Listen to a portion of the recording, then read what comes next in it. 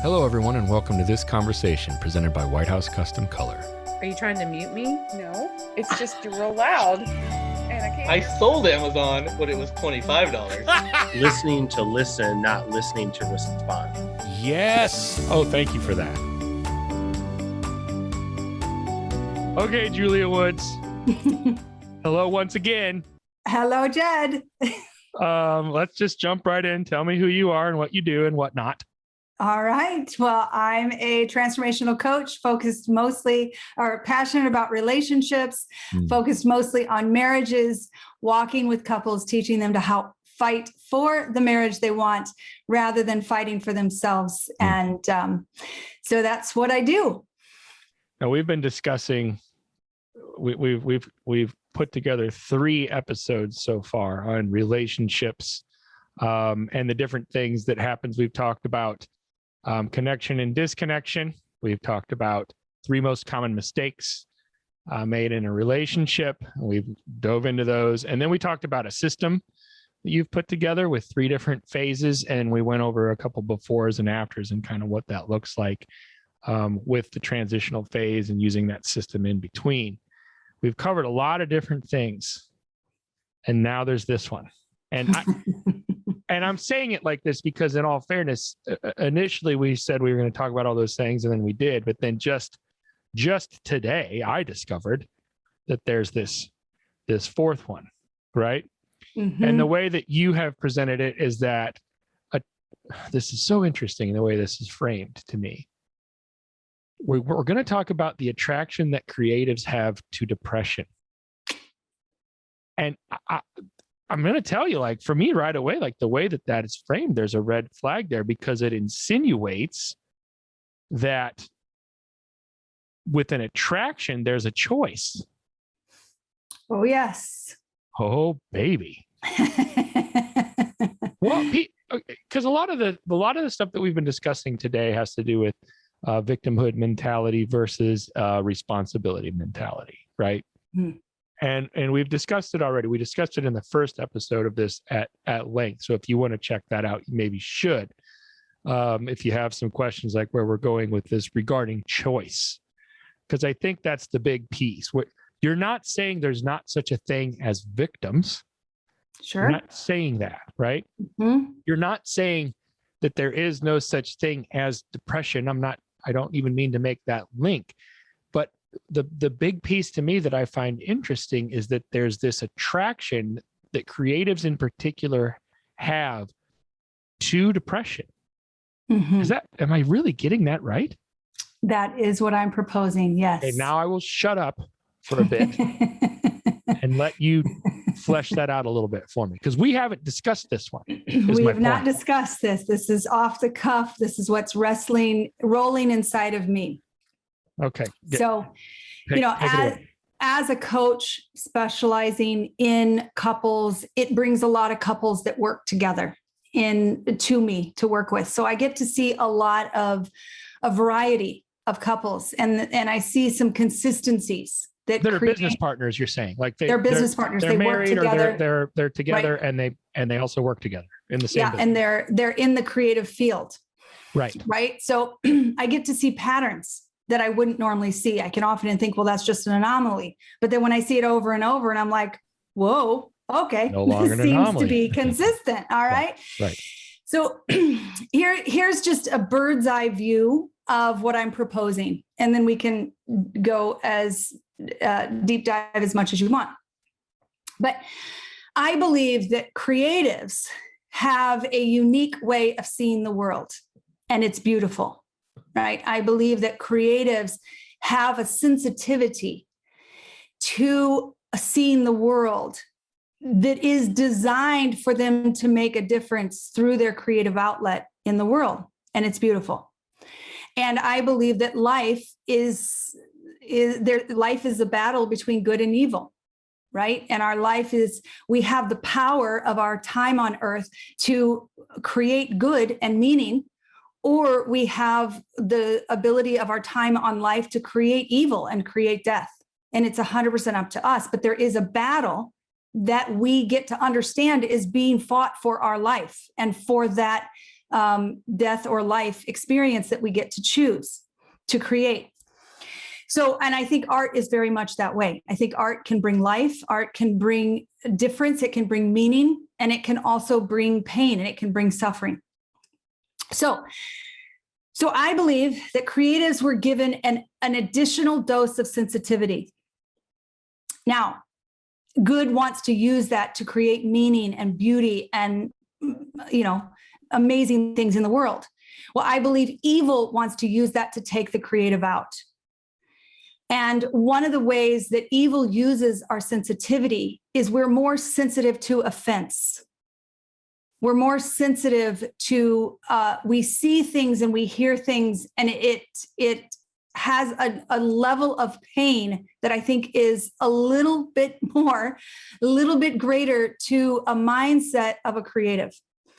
And so when we don't know how to process the hurt, when we don't know how to process the offense, we easily move it into bitterness and resentment.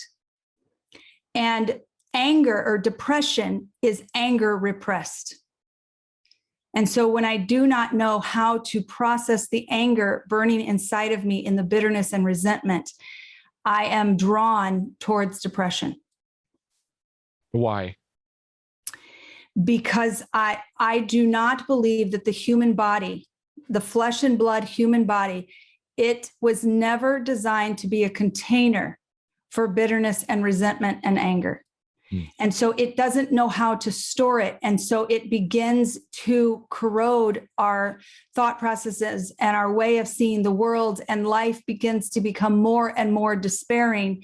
And I begin to see through limited goggles what's really true. And life just feels despairing. What's the attractive piece though? To someone that's in, let's say someone is in that state. I'm gonna say right now, for sake of argument, that everything that you've said is absolutely true. Let's base this part of the conversation on that. Mm-hmm.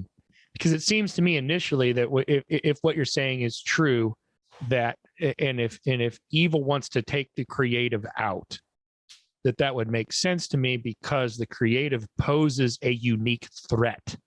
Mm-hmm. Because on the flip side, they're capable of creating such Correct. Beautiful and amazing things. All right. Correct. So if all that's true, then it would stand to reason to me that the enemy, or that evil, or that darkness, or however you want to frame it, would want to repress that or destroy that. And so that's a target, a unique target for darkness, or the enemy, or evil, or however you say it.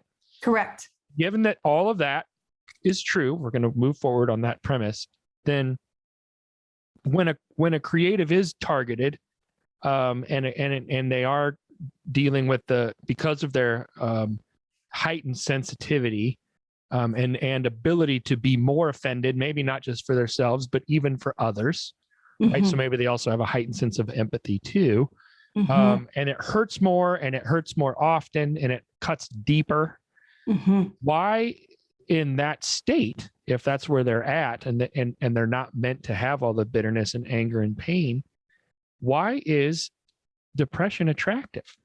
Like, what's the attractive piece, I mean to say? Okay, so earlier we were discussing self-protection and offering, right? And you said, well, I like self-protection, right? I do. So naturally we do. I want to be We protected. prefer self-protection. Yes. But as a creative, in order to create, I must offer. And offering is uncomfortable. It feels risky. It feels vulnerable. It feels scary. Yeah. And so as a creative, I often subconsciously look for ways to avoid creating. Okay. Right? So don't realize that subconsciously I'm attracted to things that give me really good permission, really good excuses to not need to create. Because I'm scared. Right. It is uncomfortable. It is a life of risking. It's a life of vulnerability to be a creative that continually puts themselves out. And sometimes that gets uncomfortable. So if I can convince myself. And sometimes when you fail, you can easily slip into something where it's like, well, I'm no good. And then am I on the right track?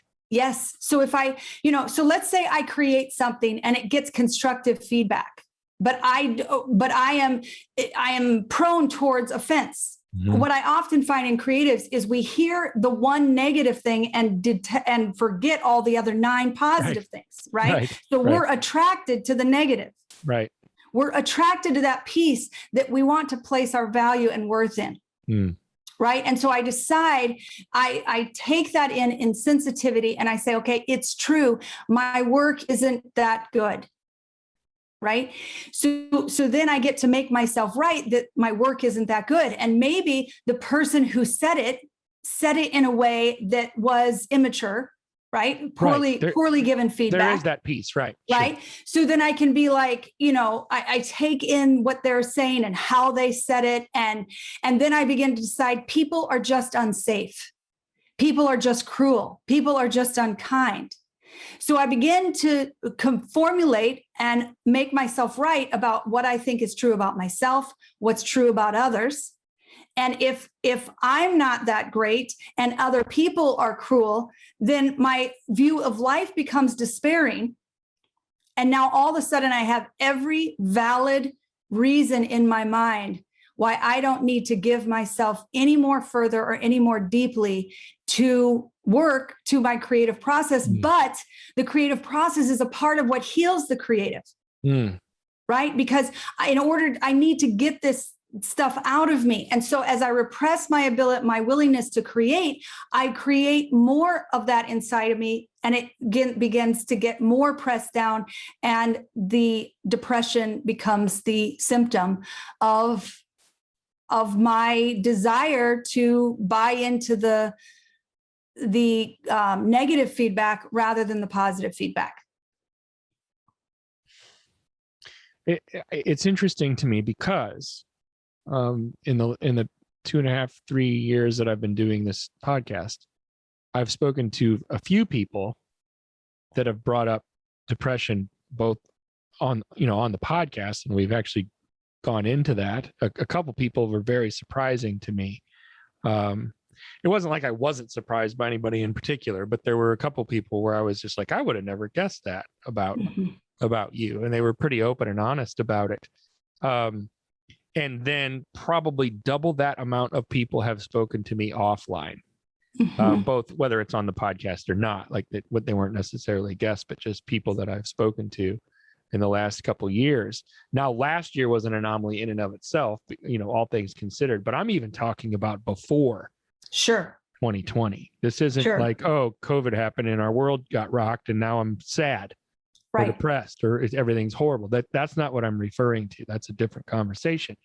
And so when you brought this up, it's extremely intriguing to me because of course the landscape has shifted quite a bit even in the last 15 months. But I'm really curious. I wonder, and I'm going to ask this, I think, to some people when I see them, but I wonder how much of it they perceived as a choice, not even before or during, but even in retrospect, right? Because a lot of these people have made other choices and have done other things to come out of that. But I feel like they see themselves as now prone to it. In other words, it's like, well, I know I'm capable of going there. Yeah.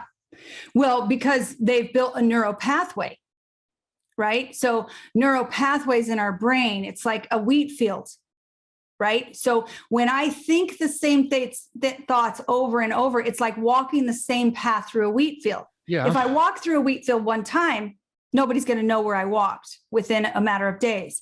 But if I walk the same path over and over and over, it begins to become a worn path. Right. And I easily go right back into that path. That's all true. But I'm saying all this to wonder, like, how many times or maybe in your mind, is it even possible for a person to have that, to be predisposed to having that path through nature rather than just nurture? In other words, if I come from a long line of creatives, even, right? Let's say my dad was an artist and his dad was an artist and his mom was an artist and her mom was an artist, right? And these things happen, right? I mean, we know, I know photographers that are 4th, 5th generation in their studios, right? Exactly. So does it not stand to reason then that pathway through the wheat field that you're talking about that a person can be born genetically predisposed to have a pathway like that already, and then therefore it's maybe that much easier for them to slip into that pathway. Yes, because scientists have proven that our thought patterns are passed through the DNA. And as you said, what you're discovering is you're finding out people had depression that you would have never guessed. Well, often children don't know that their parents and their grandparents dealt with depression. Right. So what they come up with, is these thought patterns that just seem 100% normal. They've been thinking them from the time they were born. Well, they don't know. But that begs the question then to me, how much of it in those cases is a choice? Because it's a choice to think the thoughts they're thinking, right? So the thought pattern. So let's make the distinction. Maybe this is what we need to do, is make the distinction between the thought patterns that they're predisposed to have, and then maybe still giving those thoughts the time of day. And that's a choice. So my choice is to take responsibility for my thoughts, regardless of how much that path already exists. Exactly. I'm still responsible. I'm responsible for the thoughts that I choose to think and give life to. Right. Because this always comes down to like a temptation and then an action based on, like to me, it's like we're tempted to do all kinds of different things. But the temptation is completely different than giving that temptation life through thought, and then that evolves into action at some point, right? Right. I've heard people say, "Well, you've thought about taking me out right now," like when they're in a conversation with somebody, and then the person's, I don't even want to go there. But that those thoughts do exist. But sure. those are completely different than actually mapping something out on how you're going to take somebody down, whether it's gossip or slander or actual physical altercation. And then that is even that much different from actually carrying that out, right? Exactly. Like we're talking about different phases here, despite maybe in spite of the fact that path may exist genetically. Is that fair to say? Exactly. Right. So I had a genetic, was born with a genetic thought process of, that I wasn't valuable and worthy, right? My mother thought that, my grandmother thought that, my great-grandmother thought that, right? So I can live out my life. Now, my grandmother, my mother are showing me a glimpse of my default future. If I'm willing to look at their lives, they're showing me a glimpse of where the thoughts that I'm currently thinking are taking me. If I continue to carry those out, I'm not a victim to them. I don't have to go there as my default future. I get to choose. I get to take responsibility for, wait a minute, if I want a different future, what are the thoughts I'm thinking every day that are moving me towards that future, right? And what I'm proposing is that someone who has a default future of depression has a way of being with offense, has a way of being, it really comes down to offense. Like that's the consistent thing I've seen in the experiences I've had working with people with depression, is that there's a way they get offended that is unique, and it's deep and it's real. And my experience is that it's what good, because often I find that those that experience depression are deeply creative. Like there's creatives, and then there's deeply creative, right? And so I see it as a trait that's common amongst the deeply creative. Well, it's one thing for someone to say, yeah, my kid's really musically inclined, he's really talented, and my daughter's taking piano lessons, or my kid knows how to paint. And then there's Mozart. Right. You know what I mean? And there's like one Mozart throughout history, and there's like 400 million kids that know how to play the piano pretty good. Right.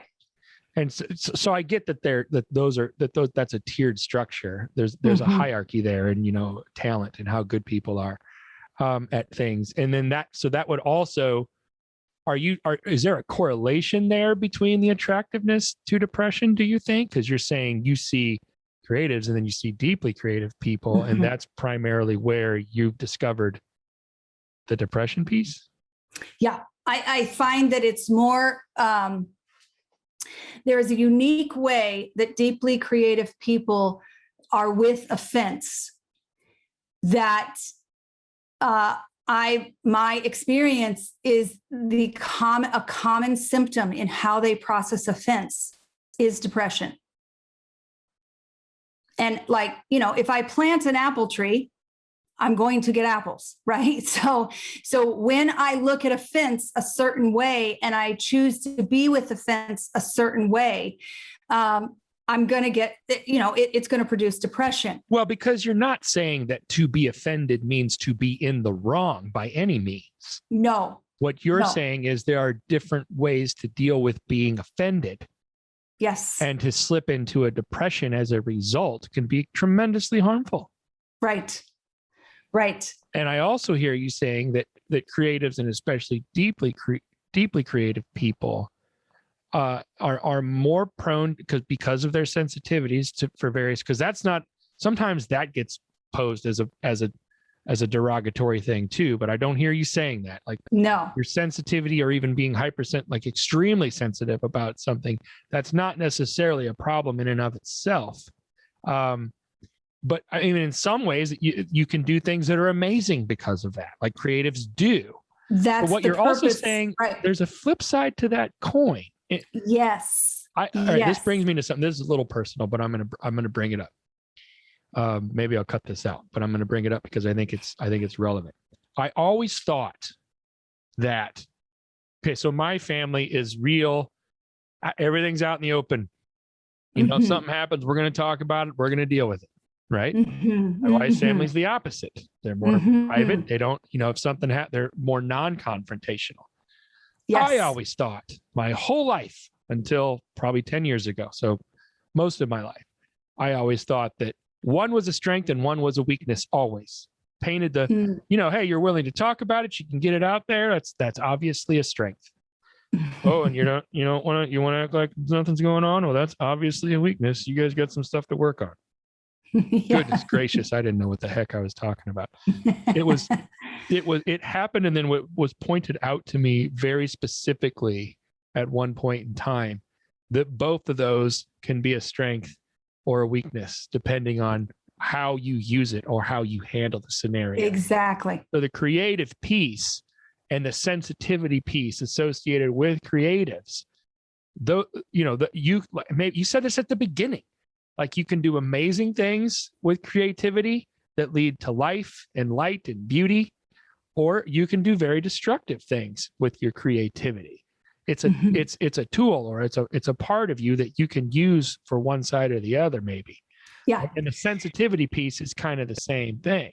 Yes. It's a coin. And you Yeah. said every coin has two sides to it. And Right. my job is to get familiar with both sides. Because if I'm only familiar with the side that is good, that I've decided is good, then the dark side of it is controlling me and running me, and I don't even realize it. What happens, or what sort of what advice do you have or suggestions do you have for somebody that maybe even doesn't realize it but suspects it within themselves? Mhm. Yeah. So my experience is one of the consistent pieces in how they deal with offense is they often, a huge struggle for them is to locate what they're feeling. Yeah. Right. They feel a lot, and Right. then what they feel comes through their art. Right. But to actually own it and be able to name it and look at it and explore it and investigate it, right? Mm. That's the piece. Like, because depression is anger repressed, and usually my experience with anger is simply a lot of emotions that have gotten so combobulated together that we just decide it's anger. Yeah. We just call it anger. Right. Right. Because that's Right. just, it feels like this burning ball inside of us, but Right. it's usually a lot of little emotions, little things that have built up. And now it's just a ball Yeah. of anger. Yeah. It's like Right? an aggregate of all these other things. Yes. Yeah. Yeah. So the powerful thing is with the the one who's walking in depression is if I can get them to begin to give themselves permission to feel what they think that the only way they're supposed to feel is through expression of on whatever format of art Whatever medium they're use, creating, right? But if I can invite them to understand that if they can get in touch with their feelings in a way and connect them just to some ownership and to some responsibility of, wait a minute, I am feeling something. What am I feeling? If I could put a label on it, what might that label be? Not right or wrong, right? Because often when I start working with people in this way, they're like, I don't know what this emotion is, right? I just feel it, but I have no idea what it's called. Right. And so it's like learning what colors are, right? We got to, well, it is, but I feel like the difference is when you're dealing with all of that stuff, there's so much shame involved, right? Because like you said it, to do it without judgment, especially from yourself to yourself, like to be able to name it, right? And to name it without blaming yourself or beating yourself up or really diving into that shame. Because I feel like sometimes shame is attractive too. Oh, well, that's a part of what's tied into depression, right? That's a part of what's tied into the offense. It sounds so strange. It does. To talk about something like that being attractive, but the more I think about it and the more I mull it over in my mind, shame has been attractive to me in the past because I have discovered that I can use it as a crutch and an excuse, even internally. Absolutely. So we're both hero and villain, right? And hero and villain is constantly at war. Yeah. And my villain wants me to buy into shame. Right. My villain wants me to buy into offense, right? Because it gets a lot out of that. Yeah. There's a lot of things as a human being I get out of these things like anger and offense. And, we get a lot of benefits, right? Scientists have proven everything we do for a benefit. And so if I'm not getting benefits out of it, I'm not going to do it. And that was the hardest. That's the hardest thing, especially when I'm dealing with something like anxiety or dealing with something like depression or dealing with something like shame, to really step back and say, what am I getting out of this? Right? What am I getting out of this? That's the hardest thing, to be willing to acknowledge that I get permission to isolate, right? I get permission to not move forward in what I'm creating. Yeah. I get a permission to avoid different various things, right? So this dark side in us as humans is hard to come to grips with, but when we're willing to come to grips with it, it loses its power. Yeah, I mean, that it's that first piece in particular, right? To just be willing to acknowledge that this might be happening, and then discovering, eventually that it is. And sometimes that happens in a second. Yeah. To then be in a position where you can actually deal with it because you're acknowledging in the first place that it's there. It's that same, we've talked about this a few times today, like the first part in overcoming a problem or getting through a problem or to the other side of a problem is acknowledge that is acknowledging that it's there. And sometimes you have to just acknowledge that maybe it's there to start with, right? Like this could be you again, you always say this, or I've always heard you say this, and maybe it's from Dan, I think, but what else could be true? Because you can say, I'm not depressed. I'm doing great. And then yet there's all these things going on. Well, what else could be true is that you could be depressed. If you were depressed, what'd you want to know? Yeah, well, then there's that piece. What'd you want to know to begin with? And you could say, well, of course I'd want to know, but you might, what else could be true? Well, I could be extremely depressed and I might not want to know at all. Yeah. Right. But then once you do that, or once you're even in a position, or you put yourself in a position and make the choice to acknowledge stuff like that and go through a process like that, things start to change whether you like it or not, because you've opened the door. Yes. Yeah. It's Byron Katie is actually the author that I learned the term, what could be just as true, if not truer than that. Okay. I learned from her. And her testimony is incredible. I don't know if you've heard much about Byron Katie, I haven't. but her book, Loving What Is. So she was in an intense depression, even to the point of being in, she was completely out of commission in life, just had her children taken away from her, and everything. She was in a devastating state of depression. And her work is extremely powerful. She's worked with hundreds of thousands of people. You can look her up on YouTube. Just Google or go to YouTube and search Byron Katie. And she literally live on YouTube videos walks people through their places of suffering in a way that they break through, because she invites them to question their reality. Her whole message is we must question our thoughts. We must investigate our thoughts, because our thoughts will literally kill us. And when you say question your reality, it's like our perceived reality that we're questioning. Exactly. Because I hear you saying that there is an objective reality, like things are a certain way. Sure. We tend to take them and warp them and distort them, and that becomes our perceived reality that we can convince ourselves is the objective reality. Yes. And I think there's a perceived reality that creatives are drawn to paint in their mind through offense. Yep. That's a good right? one. That's a good way to put it. We don't realize that there's a natural bent. Like when we're given the gift of sensitivity, within that is ability to distort reality. The other side of that coin. Exactly. Right. Oh my, let me finish with I have a question for you.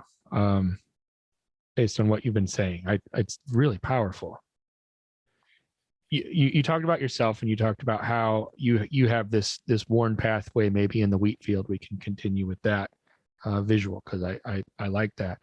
And you say that your mother had it, your grandmother had it, your great grandmother had it, right? So it's a come on down, and you have it, that propensity, right, or that neural pathway that's kind of there as a result of maybe genetics, or being passed down to you through nature as opposed to nurture. That would then stand to reason then that's also been passed down to your children to some degree. Is that fair to say? What sort of things, upon realizing this, right? Because you certainly weren't born with that knowledge, but at some point you come to grips with that, and you even understand that that's part of your objective reality, that's real. Right. What sort of steps do you take, or have you taken as a mom with your children to then help them navigate that truth? Them? So the first thing that I want to invite for context is it's not a problem, right? My great grandmother had a low self-esteem. My grandmother had one. My mother had one. Those thought patterns got passed to me, and they got passed to my children. It's not a problem. Many people go through their life with a low self-esteem, and it's not a problem. It's not a problem. It isn't a problem. It's going to create a certain future. Now I get to decide if I want that, if that's a future that works for me or not. Right. So there's a lot of what my mother experienced, what my grandmother experienced. That's not the future that I want. So it's gonna in and of itself, it lends itself to a certain future, a certain journey, so to speak. But what you're saying is it doesn't have to be that way. I can choose a different future. Right. If I want. Right. So it took me waking up to recognize that, okay, there are certain thought patterns. What are they? Right. I listen more closely to what my mom says, because I'm like, ooh, what is she thinking behind that statement? Is that what I think? Right. So with my children, I invite them to do the same. Right. Like I invite them to consider, like, just understand that, look at your default future. Like God gave us a gift in our grandparents, our great grandparents, and our parents. He's helping us see this is the fruit that comes out of the thoughts that they thought. Right. Ooh, now, if you don't want that fruit in your life, you get to take responsibility for what you're thinking and what future's coming towards you based on those thoughts. Right. So, when my daughters would begin to say things that I was familiar with those thoughts, I'm like, okay, can we talk about that thought? Like, how do you know that's true? And, because what we believe produces what we think, which produces what we feel, which produces what we do. So I watch what they do. I listen for what what they say they're You reverse feeling. engineer it, really, because Right. you're working backwards. Right. Mhm. So when they tell me what they're thinking, I'm asking them, how do you know that? Yeah. Right. And when they tell me how they know that, I'll usually get to the belief, Mm. right? Like, I'm not valuable, right? Mm. Okay, how do you know that? Oh. Who told you that? Ooh. Right. And what could be just as true, if not truer, than you're valuable? Now, valuable is a whole thing. I think that whether I'm valuable or not is a done conversation. The very fact that you have life, you were given value, right? Yeah. Somewhere. You think that it's that maybe that isn't a coin. In other words, because we have life, we are therefore valuable. Yes, I believe it's one of the things our ego uses, or our villain uses, to help us avoid life. Because if I decide I'm not valuable, then I give myself a lot of permission to hold myself back. Right. Right.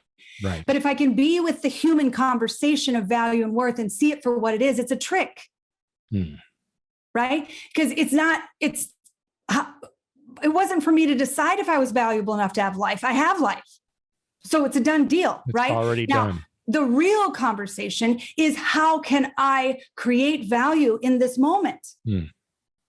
How can I offer value to this moment? And then it allows me to presence myself as a human being with the power to make a difference in the moment, where when I'm in the conversation of, am I valuable, I take myself out and I wait for someone to give me permission Mm-hmm. to make a difference, And which you doesn't wait happen. and wait, and you could be waiting forever.